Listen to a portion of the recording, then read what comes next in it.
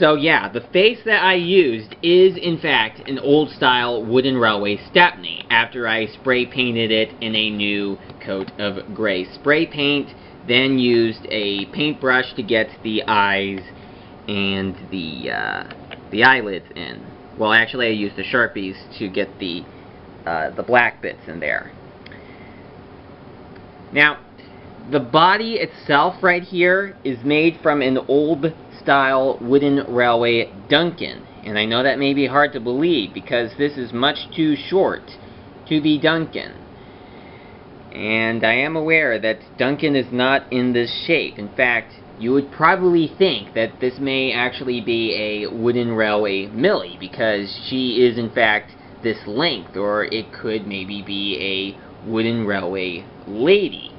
However, I'm going to inform you that it is neither of those. It is, in fact, a Duncan, and I will explain why it is so short as it is now. Well, I mentioned that when I was doing my custom-made Rex, I actually took an old-style wooden railway mic, and I did a lot of cutting to make sure that it was down to the right length, to have him match up with the length of the other Arlesdale engines. Just needed to cut him down to size to make him be the proper length that he needed to be. So after I managed to cut out the coal bunker that was originally on Duncan, I then took some model magic to create the kind of triangular shape at the back of the boiler right in front of the cab to create that, just like with the other Arlesdale engines. And of course I also cut off the back end of the cab right here. So Duncan's cab, at least with the original wooden railway Duncan, there was a bit of, it was not entirely flat like you see now. I cut off the extra bits in the back to, well, it's not entirely flat, but there's nothing on the back other than just a blank yellow wall right there. But you know, it's nearly flat. So just cut that down so it would be the same length as the rest of the Arlesdale engines, minus the tender, of course. This tape just doesn't know when to quit. You might be wondering, why am I discussing about there being tape here? I'll get to that in a bit.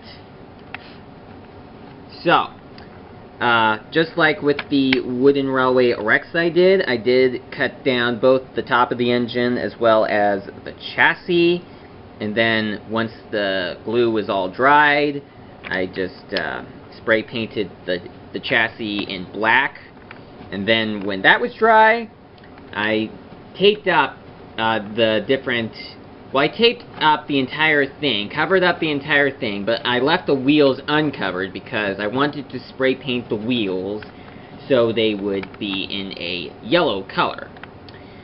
And that is what I had done for just about everything right here. Although the chassis, or you know, the front part of the top part of the engine itself, it actually kind of fell apart because the glue was not completely dry when I began spray painting it. And I got all sorts of yellow spray paint on my hands, which was very hard for me to wash off. In fact, there's still a little bit of yellow paint still on my hands, just in case you haven't noticed. But, you know, a lot of it has gotten off already. And you might be wondering about the tender.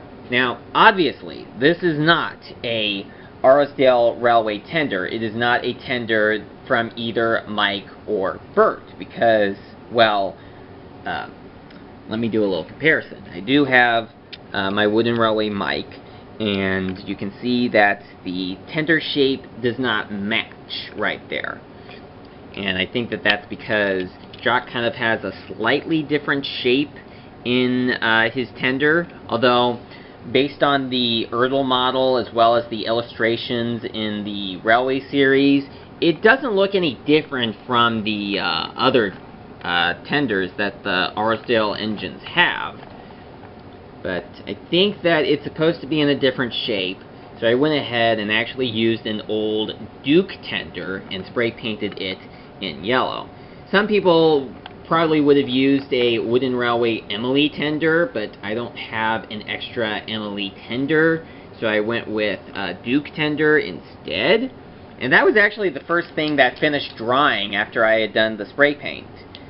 The Duke tender, which now became Jock's tender, was dried up. Well, the paint had dried, so then I could go on and do the decal.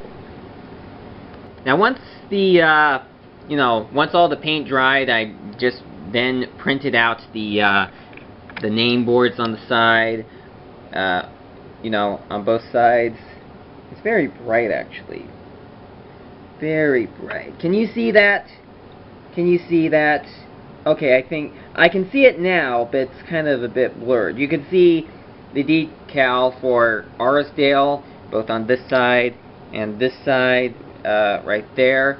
Oh, and if you still do not believe that this is a Duke tender because it's not in the same shape, I cut off the back end. You probably may have actually figured that out by now, but just in case you haven't, I'm just pointing that out.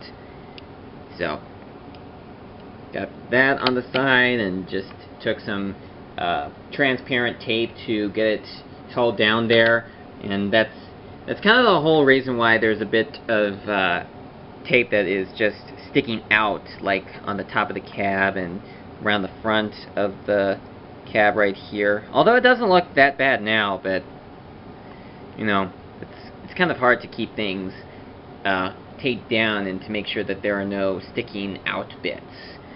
So, did the same for the cab right here. I of course did the decal on the cab based upon what was shown on the official Wooden Railway Mike and Bert, not what was shown in either the Railway series or TV series or any of the merchandise that had come out besides Wooden Railway. And I'm not sure if that's entirely accurate. I am aware that this is not how it looks on the Wooden Railway Jock, but I would just assume that this is how it should look based on the TV series, or based on a Wooden Railway model, since that was how Mike and Bert had turned out. I'm not sure if Mike and Bert's windows on the side are supposed to be accurate, but if they're not, I'm just going by what is shown on their Wooden Railway models and not the TV series. And when I did Rex, I actually painted on the windows as well as the gold circle and the red square in there, but it kind of looked a bit sloppy. So for Jock, I just did the whole print the detail and just tape it on there. And of course, I also taped on the name board on the side. I'll see if I can give you a closer look at it. Can you see it? I cannot see it right now. Maybe it's just from how I'm able to look at the camera a bit. Alright, come on, get into focus. Get into focus. There we go. There we go. Yeah, I did that on both sides, and then the dome, I also took a paintbrush and painted the dome in a gold color. Oh, speaking of the dome, Duncan originally had 2 domes, but since I was making this into a Jock, I needed to take 1 dome off. Although it probably would have been smart to have kept the front dome based upon looking at Mike and Bert, but oh well. It's not that big of a deal. At least, I don't think it is. And then there's also the headlamp, which is made out of Model Magic as well. So, pretty much, I would pretty much say that I've gotten every Arisdale railway engine in Wooden Railway form now, even if I did have to create my own models for 2 of them, since they were not released officially in Wooden Railway form. I'm not sure if we are ever going to see Jock in the TV series, since Rex, Mike, and Bert were introduced in the TV series. But it's quite possible that he, as well as Frank, may be able to appear in the TV series at some point. We'll just have to see what Mattel has in mind with introducing these characters into the TV series, and maybe they will get Thomas Wood models as well, although I'm not entirely sure if I will even get any of those. Although, if Jock ever does get a Thomas Wood model, maybe I'll actually get one of those either to put the face onto this model, or maybe even use that. But I may actually just stick with this model, because it's very unlikely that we are ever going to get an official Wooden Railway Jock model, even if... Wooden Railway. Or Thomas Wood, because we don't have Wooden Railway anymore, because that was replaced with Thomas Wood. But anyway, either way, it's very unlikely that we will ever get a Thomas Wood or Wooden Railway form of Jock, like in any sort of way. But we'll just have to see. We don't know what the future of Thomas the Tank Engine will bring. We'll just have to see what comes. So, thank you so much for watching, and I will see you again next time.